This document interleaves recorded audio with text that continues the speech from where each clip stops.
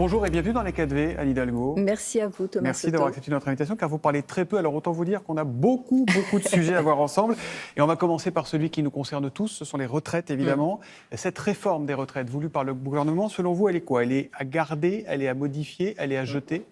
À jeter, c'est une réforme injuste et injustifiée. Injuste parce qu'elle va mettre encore en difficulté les femmes. Je crois que cette semaine, on l'a vu, les femmes vont être quand même pas franchement bénéficiaires de ce qui n'est pas une réforme, c'est une régression.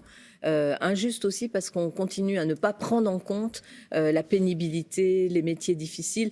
Par exemple, je pense aux égoutiers. À Paris, nous avons beaucoup d'égoutiers. Leur retraite est à 52 ans. Descendez dans les égouts tous les jours, vous verrez. Vous verrez si 2 ans de plus, c'est rien, c'est juste un petit décalage. Non.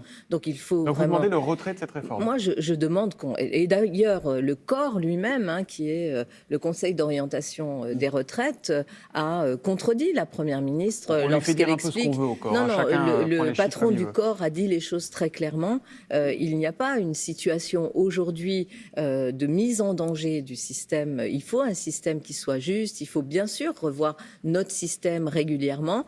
Mais moi, je suis pour d'abord la retraite à 62 ans, la prise en Donc on compte de touche la pas à l'âge légal. pénibilité, la prise en compte de la pénibilité, parce que ça, c'est quand même l'œuvre d'Emmanuel Macron. C'est lui qui avait supprimé... Il était revenu sur certains critères de Oui, pénibilité. et quand même des critères qui font que quand vous travaillez au bruit, sur des vibrations, qui sont quand même des travaux très très difficiles, vous n'aviez plus du tout de possibilité de partir plus tôt. Donc il faut vraiment revenir là-dessus. C'est totalement injuste. D'ailleurs, les Français le disent massivement. C'est très Sont impopulaire, mais est-ce qu'il faut contre gouverner cela. avec les sondages finalement? Oh non, moi je ne considère pas que les sondages doivent être ce qui nous guide dans la gestion. Mais quand même, là, l'opinion est là. Vous avez un front syndical, ce qui ne s'était pas vu depuis très très longtemps. Vous avez des gens, et regardez la situation concrète des gens. Vous savez, il n'y a pas besoin de sondage. Il suffit de voir ce que produirait cette régression appelée une réforme pour les femmes ou pour des personnes qui sont dans des métiers très difficiles.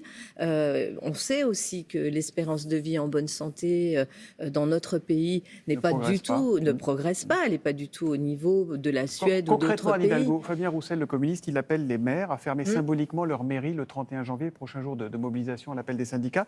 Est-ce que vous allez le faire, vous? Moi, je réponds à son appel. Il dit des mairies solidaires. Bien sûr, il y a des services publics qui doivent continuer, je pense à l'état civil, mais l'hôtel de ville de Paris sera mairie solidaire le 31, en solidarité avec le mouvement social. La situation est beaucoup trop grave.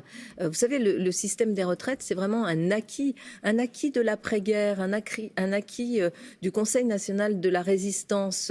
Et cet acquis, pourquoi? Parce que nos aînés, ceux qui ont inventé cette protection-là, se sont dit, c'était une des leçons qu'ils ont tirées de la Deuxième Guerre mondiale, s'il n'y a pas de la solidarité, de l'égalité, de la protection sociale, alors on construit des sociétés trop violentes. Et donc, je crois qu'il faut revenir à cela. On a compris votre position très opposée à cette réforme des retraites. Absolument. Autre bras de fer dans un registre très différent entre le Qatar, le propriétaire du Paris Saint-Germain, et vous. Ils veulent racheter le Parc des Princes. Une fois pour toutes, le parc est-il à vendre? Non, le parc n'est pas à vendre. Quel que soit le prix offert? Vous savez, moi, je n'avais pas fermé complètement cette hypothèse, soyons honnêtes. D'abord parce que je voulais voir ce que ça signifiait pour les Parisiens. Est-ce qu'il y avait à la clé des moyens supplémentaires qui nous permettraient, par exemple, de mieux faire vivre les petits clubs parisiens? Donc, je suis quelqu'un de pragmatique. J'ai regardé. Je comprends, bien sûr, l'économie d'un club de ce niveau-là, dans laquelle la propriété du stade fait partie de l'équation économique. Tout ça, je l'entends. Mais le parc n'est pas à Mais vendre. Le parc n'est pas à Fermement, vendre. définitivement? Définitivement. En revanche, bien sûr qu'avec mon club, puisque c'est mon club, le Paris Saint-Germain, et son président, nous avons à si nous parler si le et à Qatar vous dit travailler. c'est ça où on s'en va, vous prenez le risque? Mais vous savez, je crois qu'il n'y a pas beaucoup de plan B. Donc, mais il faut qu'on Stade de discute. France, la concession arrive. Il paraît qu'Emmanuel Macron verrait d'un bon oeil que le PSG est au Stade de Oui, France. je lui souhaite bon courage pour vendre le Stade de France. Voilà. C'est pas une hypothèse dans vos discussions avec le Qatar, ils ne vous parlent pas de ça?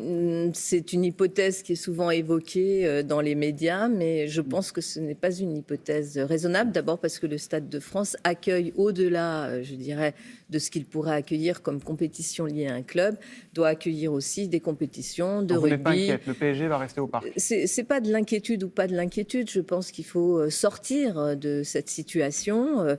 Moi, j'aime ce club. J'ai envie que mon équipe, que le Paris Saint-Germain puisse prospérer. S'il y a des travaux à faire dans le parc, il faut les faire et j'accompagnerai du mieux que je peux ces travaux-là parce que je tiens à cette équipe et à sa performance. Mais pour le reste, voilà, c'est de la discussion qu'on doit avoir de façon raisonnable, entre gens raisonnables. On va rester dans le sport et l'argent. Les JO de 2024, ça approche, mine de rien. Est-ce que Paris, dont on dit souvent qu'elle est un vaste chantier permanent, sera prête? Oui, Paris sera prête. Et vous savez, d'abord parce qu'il n'y avait pas beaucoup de chantiers liés aux JO, 5% simplement des infrastructures à construire, et pour l'essentiel d'ailleurs en Seine-Saint-Denis. Et j'ai voulu que l'impact principal des Jeux se fasse notamment en Seine-Saint-Denis, le village olympique, la piscine, tout ça va être prêt. D'ailleurs, je veux vraiment remercier les équipes qui travaillent Tout sera prêt à l'heure. au sein de la Solidéo, qui est la structure publique. On a un directeur général absolument extraordinaire en temps, en heure et dans les budgets. Sauf qu'il y a beaucoup de chantiers qui sont encore en cours et vous faites partie de ceux qui se sont indignés, à juste titre, des conditions de travail des ouvriers de la Coupe du Monde au Qatar. Sauf que chez nous, ça existe aussi. Alors c'est plus discret, il n'y a pas de mort, on va dire les choses, il ne faut pas comparer ce qui n'est pas comparable. N'empêche, des grandes entreprises du BTP qui travaillent pour ces JO de Paris 2024 passent par des sous-traitants pour cacher un recours au travail en noir, au travail clandestin. Est-ce que tout le monde va continuer à faire semblant de ne pas le voir? D'abord, c'est pas plus discret du tout, puisqu'on a mis en place, et ça c'est quand même un élément très important qui pourra aider dans l'organisation d'autres grandes compétitions, on a mis en place, avec d'ailleurs Bernard Thibault, avec les partenaires sociaux, une charte et un travail au quotidien qui permet aux organisations syndicales d'aller sur les chantiers. Pourquoi on sait qu'il y a eu ici et là des dérives et des employeurs margoulins, appelons-les comme ça, parce que justement on a mis en place des éléments de détection et il faut aller plus vite. Et d'ailleurs je peux vous dire que ces entreprises qui ont été attrapées la main dans le sac, elles vont vraiment payer leurs responsabilités très fortement. Ce sont des infractions pénales. Il y en a plus aujourd'hui des travailleurs cachés comme ça? Aujourd'hui, à ma connaissance, il n'y en a pas, mais évidemment que si des contrôles de l'inspection du travail ou les contrôles par les organisations syndicales ou par le groupe qu'anime Bernard Thibault relèvent qu'il y a encore des situations, elles seront traitées. Vous savez, c'est la grande différence.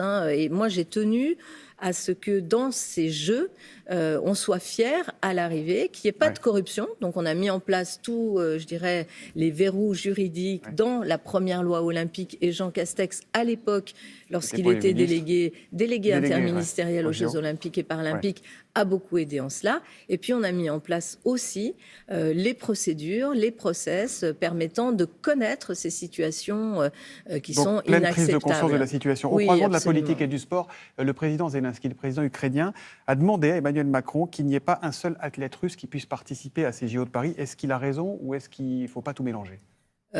Bien sûr que les Jeux interviennent dans un espace géopolitique. J'espère que la guerre en Ukraine sera derrière nous lorsque nous accueillerons les Jeux de Paris, qui seront quand même le premier grand moment de rencontre fraternelle très attendu, parce qu'après le Covid, après tout ce qu'on vient de vivre, il y a un besoin de se retrouver autour du sport. Sur les athlètes russes, je pense qu'il n'y aura pas, enfin je le souhaite aussi, et je sais que c'est partagé par le mouvement sportif, qu'il n'y aura pas de délégation russe. C'est pas la première fois. Il y a eu déjà dans les Jeux précédents Ça veut dire que les athlètes pourront venir sous une bannière neutre, c'est ça? Sous une bannière neutre, parce que je pense que c'est un moment pour les sportifs et qu'il ne faut pas priver les athlètes de leur compétition.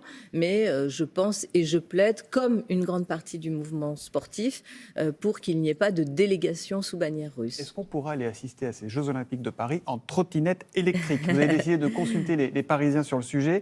Il y aura une votation le 2 avril. D'abord, est-ce que vous suivrez le résultat de cette votation, quel qu'il soit? Bien sûr. D'abord, vous savez, c'est un sujet très clivant. Hein, il y a plein de sujets sur lesquels il y a des consensus qui existent. Aujourd'hui, à Paris, les Parisiens, on vient de les consulter, de faire une consultation assez intéressante d'ailleurs, avec beaucoup de jeunes qui ont répondu Et là, sur la trottinette aussi. électrique, quelle est votre Et conviction à vous? Moi, ma conviction, c'est que sur ce qu'on appelle le free floating, c'est-à-dire la trottinette en libre service, pas celle que vous pouvez avoir vous, Ouais, ouais. chez vous, Pas celle qu'on possède, celle qu'on pas loue, celle qu'on comme les possède, Vélib. celle qu'on loue, c'est pas franchement très écologique parce Ouais. que franchement, elles sont dégradées, elles sont jetées n'importe où. On n'arrive pas, et je le dis, les opérateurs ont fait des efforts, beaucoup, mais on n'arrive pas à les contenir dans l'espace public. Ça pose des problèmes de sécurité routière. Je pense notamment à nos aînés, aux personnes en situation de handicap qui me disent à juste titre, on a peur parce que souvent ça ne respecte pas vraiment le code de Donc vous êtes la pour l'interdiction route. de ces flottes, pour Donc dire je les choses suis, clairement. moi personnellement, pour l'interdiction de ces flottes en D'accord. libre service, pas pour la trottinette en général. Et bien sûr que je suivrai l'avis des Parisiennes et des Parisiens. Et je vous le dis aussi parce que il y a cette votation qu'on va organiser, mais nous allons travailler aussi à l'élaboration d'un code de la rue. Parce que s'il y a un sujet qui fait vraiment consensus et polémique, c'est bien Avec qu'il casque faut obligatoire pour les vélos et pour les respecter trottinettes dans le code de la rue? le code de la route français ne le prévoit pas comme une obligation, mais bien sûr qu'il faut inciter à ce que le casque soit obligatoire. Mais surtout dans le code de la rue, ce qui m'importe, c'est la place du piéton. Et on va partir de la place du piéton. J'ai encore beaucoup de questions, il nous reste 2 minutes. Il faudra des réponses rapides, s'il vous plaît. Vous figurez sur la liste noire des personnalités ciblées par l'Iran qui vous reprochent de soutenir le terrorisme et des groupes terroristes. Est-ce que cela vous inquiète? Est-ce que vous vous sentez menacé, Anne Hidalgo? Non, vous savez, j'exprime très librement mes opinions et ce que j'ai vu hier, effectivement, ce classement-là, cette liste que l'Iran a fournie, me donne encore plus envie de dire femme, vie, liberté, C'est ce que vous aux avez côtés tweeté. de toutes ces femmes et Pas ces hommes d'inquiétude qui se particulière. battent. Non, je porte, vous savez, celles qui sont inquiètes et qui risquent leur vie, elles sont en Iran. 3 églises parisiennes ont été visées par des tentatives d'incendie ces derniers jours. Faut-il renforcer la sécurité devant les églises parisiennes? Est-ce que vous avez une idée d'où ça vient? On n'a pas encore d'idée, bien sûr, d'où ça vient, et je fais confiance aux services de police pour arriver à trouver l'auteur ou les auteurs de cela. C'est indigne. Je suis bien sûr aux côtés du diocèse. Il faut renforcer la sécurité dans les églises? Il faut, et elle est présente. Vous savez, la sécurité à Paris, elle se fait aussi beaucoup autour de tous les lieux de culte qui sont effectivement potentiellement fragilisés. Il y a une attention très particulière du ministère de l'Intérieur, en lien aussi, bien sûr, avec nos équipes de police municipale.